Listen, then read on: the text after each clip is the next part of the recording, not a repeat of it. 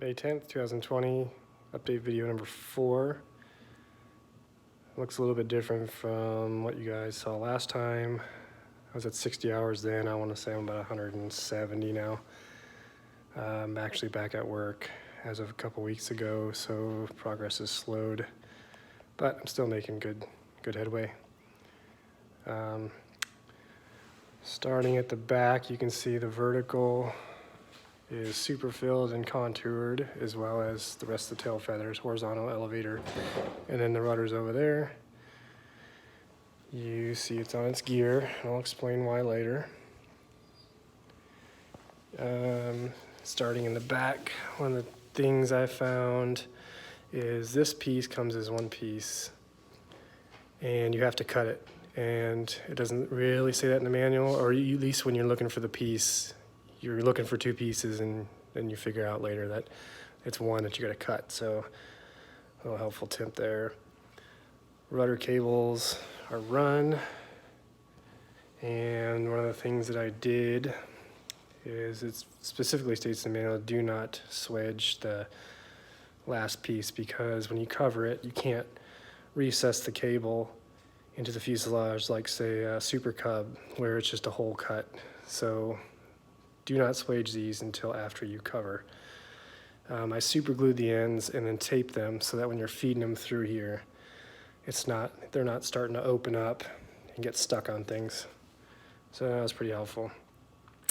Stringers are done. This kind of looks like crap right now. I still have to contour that. I have not riveted the stringers yet. Probably gonna do that today. They're just bonded with High-Sol and Flox because they are 2 different metals. Anytime that you're high-soling 2 dissimilar metals, you gotta have a correction, not Flox, micro balloons. My mistake. Gotta have micro balloons in there so that there's no dissimilar metal corrosion. So keep that in mind. Moving forward, the windows and door frames are done. Just need to superfill and clean this all up, and then I'll contour this back here too.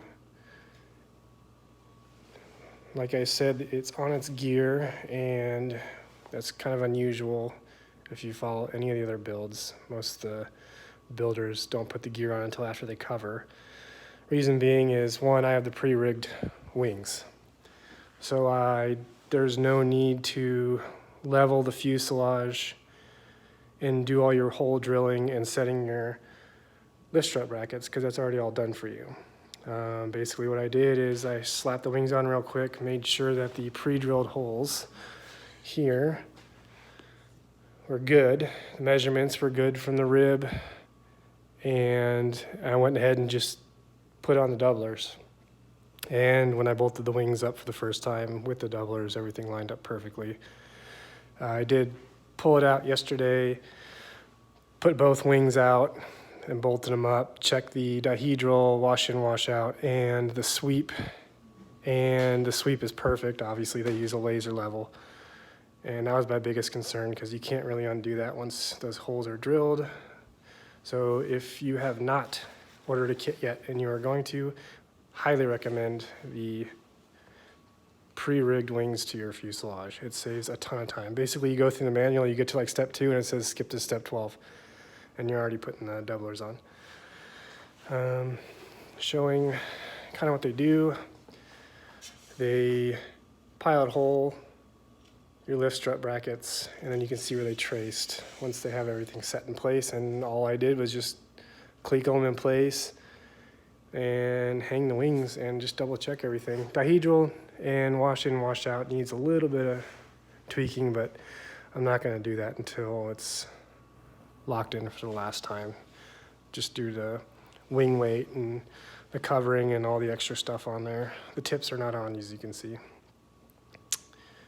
Moving over here, so let me explain why it's on the gear. Up here, our summers are short, and anytime I can work on this thing outside, it makes it super helpful to just wheel it out, wheel it in. These tires are off my Cessna 120. They're just old. I just needed a set of rollers. I'll have 29s on here. These are just 26-inch Goodyears. So they look a little small and goofy, so don't judge. Seat pretty well mocked and set in place, just need to clean up the edges, make it nice and even. There will be fabric over this, so I think I need to take it down just a little bit. Floorboards are done. Center console is done. Flat panel bracket, it's all good. Adjustable rudder adjustments are good. They're not going to move the pedals because the cables have to be attached for the pedals to move, but I did already check it and they're all good.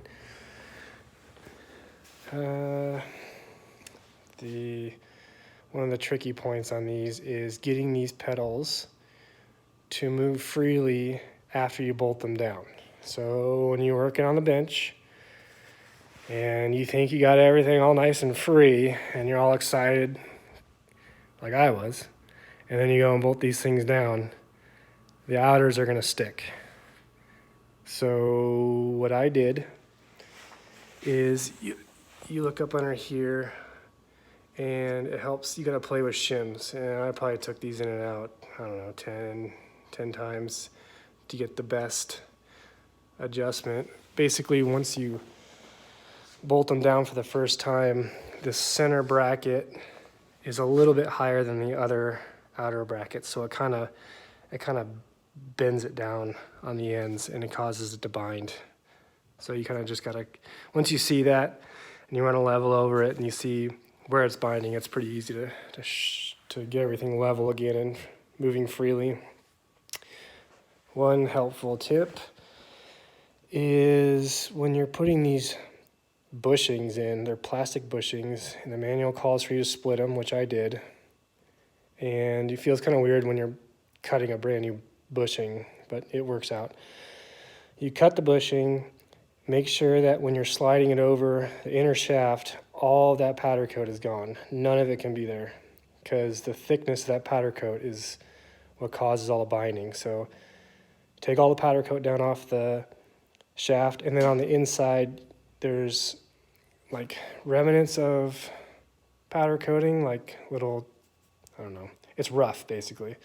So I took a flapper wheel, ran it in there. I did not have my brake hone, which I've heard also works. Another thing to remember is when you're drilling your holes, make sure that you can get your rivet gun in there, because if you drill too close to here, you're not going to be able to get your rivet gun in there, and then you won't be able to pull this rivet. This is one of the trouble rivets on both sides. So make sure you test your rivet gun in there before you start drilling your pilot holes. You'll see my brake master cylinders are turned inward. Specific reason for that, I was reading on the forums that sometimes when you have your pedals all the way forward with the brake hose coming out, which would be this way, it hits on the firewall, which comes up and then out. Well, one of my kids who just turned 18 is 6'4", so his pedals are going to be all the way forward. So I'm going to try it this way. I've seen a couple guys do it successfully, so if that doesn't work, then I'll just go back to the other way. Not too worried about it. One thing is these springs, I closed up the gaps in there so that when these things are all the way loose, they're not going to just slip off these joints. So close those gaps up.